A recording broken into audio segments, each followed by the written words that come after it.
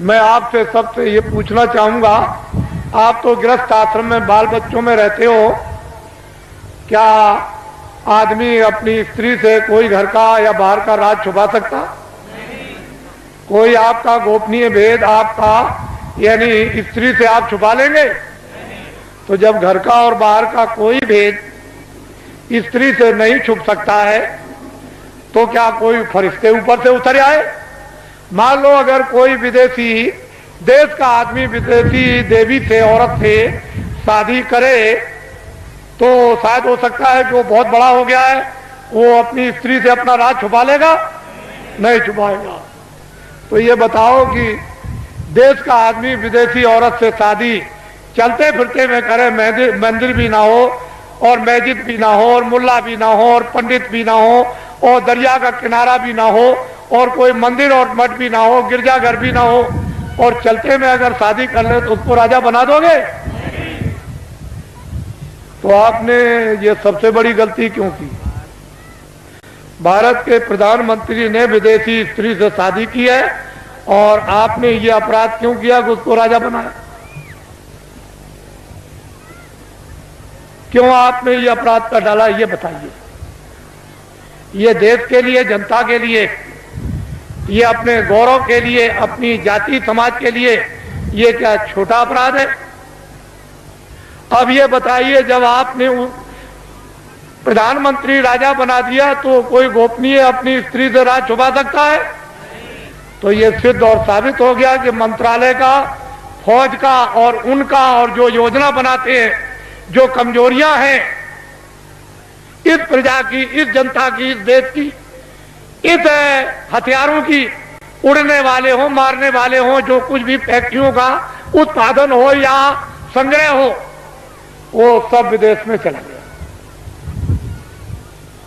मैं एक बात और आपको ये बताना चाहता हूं, उस समय पर ये राष्ट्रपति जो आए तब तो नहीं थे, लेकिन हमारे सरदार राष्ट्रपति थे जो रिटायर हो गए।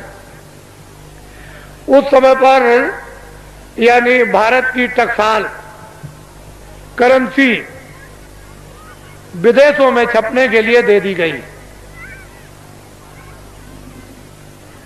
टकसाल और करेंसी विदेशों में छपने के लिए दे दी गई।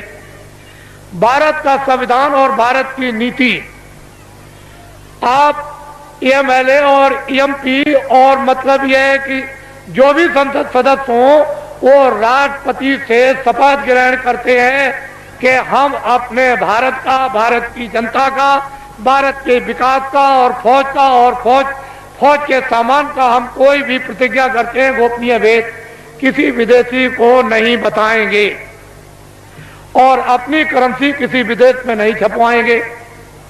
फिर राष्ट्रपति न्यायाधीश, जो मुख्य न्यायाधीश दिल्ली में रहते हैं सुप्रीम कोर्ट में, उनसे शपथ लेते हैं कि हम कोई भारत की जनता के खिलाफ यानी गोपनीय ऐसा राज ओपन नहीं करेंगे जिससे हमारे देश का और भारत की जनता का नुकसान हो जाए। और अगर आप ये गोपनीय राज भारत और भारत की जनता का, फौज और फौज के सामान का अगर आपने ओपन कर दिया तो संविधान का अपराध आप लोगों को लग गया। वो करेंसी टकसाल विदेशों में छपने लगी। मैं ये बताना चाहता हूं कि जो टकसाल, जो करेंसी विदेशों में रुपया छप रहा और छपवाया जा रहा और बताया जा रहा, क्या उस पर राष्ट्रपति के कोई हस्ताक्षर हुए?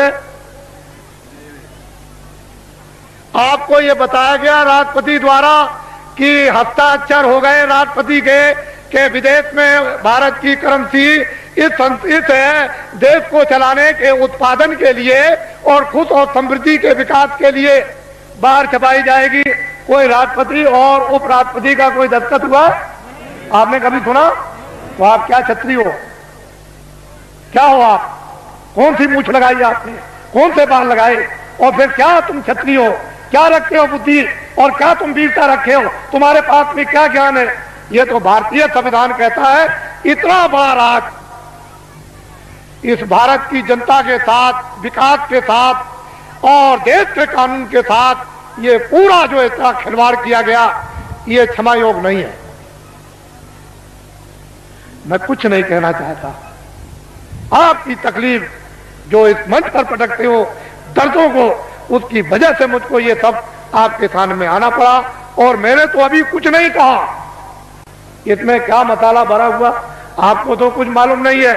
ये तो मैं आपको बताना चाहता हूं, वो संसद सदस्य जिनको आपने चुन करके विधानसभाओं में और लोकसभा में भेजा, उन्होंने इस पर आलोचना क्यों नहीं की? वो तो ज्ञानी थे, वो तो तुम्हारे भेजे हुए थे, तुम्हारे नुमाइंदे थे कि तुम्हारी तरफ से, तुम्हारे देश की तरफ से, तुम्हारे कानून की तरफ से, तुम्हारे उत्पादन की तरफ से, तुम्हारी खुशहाली की तरफ से बोलेंगे। तो वो संसद सदस्यों ने क्यों नहीं कहा, क्यों नहीं शोर मचाया? उनको दिल्ली में शोर मचाने की जरूरत नहीं, लखनऊ में शोर मचाने की जरूरत नहीं, वो लौट करके आते और जनता में शोर मचाते। सच्चा न्यायालय ये था, कहीं जाने की जरूरत नहीं, ना वो कहीं उधर जाना, आपको किसी गवर्नर के यहां जाना, ना आपको किसी कमिश्नर के यहां जाना, ना एसपी के यहां जाना, ना डीएम के यहां जाना, ना किसी दफ्तर में और न्यायालय में जाना। ये सच्चा न्यायालय तुम्हारा था, ये वोट का न्यायालय था। जब तुमको ये अधिकार मिला तो तुम यहां चिल्लाते आकर के कि वो करेंसी जो है बगैर राष्ट्रपति के दस्तखत के, बिना उपराष्ट्रपति के दस्तखत के वो करेंसी विदेशों में छापी जा रही। अब तुम्हारे पास क्या रह गया? ये भी नहीं है, लंगोटी भी उतर जाएगी, ये भी चली जाएगी हाथ से।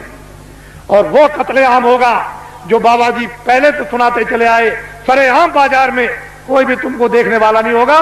तुम्हारी बहु बेटियों को जब लोग खींच करके ले आएंगे और सड़कों पर डाल लेंगे, तब तुम कहोगे चलो बाबा जी के पास दौड़े। ये काम आएंगे आपके, ये खड़े हुए ये काम आएंगे, यही आपके काम आएंगे। इसको देश वीरों का देश है, क्षत्रियों का देश है, विद्वानों का देश है, ब्राह्मणों का देश है, सत्कर्मियों का देश है, त्यागियों का देश है। आप इसको अनाचारियों का देश बना डाला। इसलिए आप इससे कहो, गांव-गांव में आपको जरूरत नहीं है, ना आपको दिल्ली में किसी तरह के सत्याग्रह की, कोई आंदोलन की और फेरियों की जरूरत नहीं है, ना दफ्तरों में आप जाते हो। वहां ये बेचारे हमारे जो इंस्पेक्टर है यहाँ, ये कोई जा रहा दिल्ली, कोई लखनऊ जा रहा, क्यों जा रहा? कि वहां रैली निकलेगी, सत्याग्रह होगा, आज इसका सत्याग्रह, कल उसका सत्याग्रह। आप उस मजिस्ट्रेट का, उस डीएम का, उस बेचारे जो रक्षा करते हैं, उनका समय तो वहां चला गया, तब तक यहां डकैती हो गई, तब तक यहां कत्ल हो गया। तुम चिल्लाए दरोगा जी, तुम चिल्लाए एसपी साहब, ये तुमने क्या कर दिया? और वो बेचारे चले गए वहां उनको बचाने के लिए। अरे ये क्यों करते? कहीं जाने की जरूरत अब नहीं।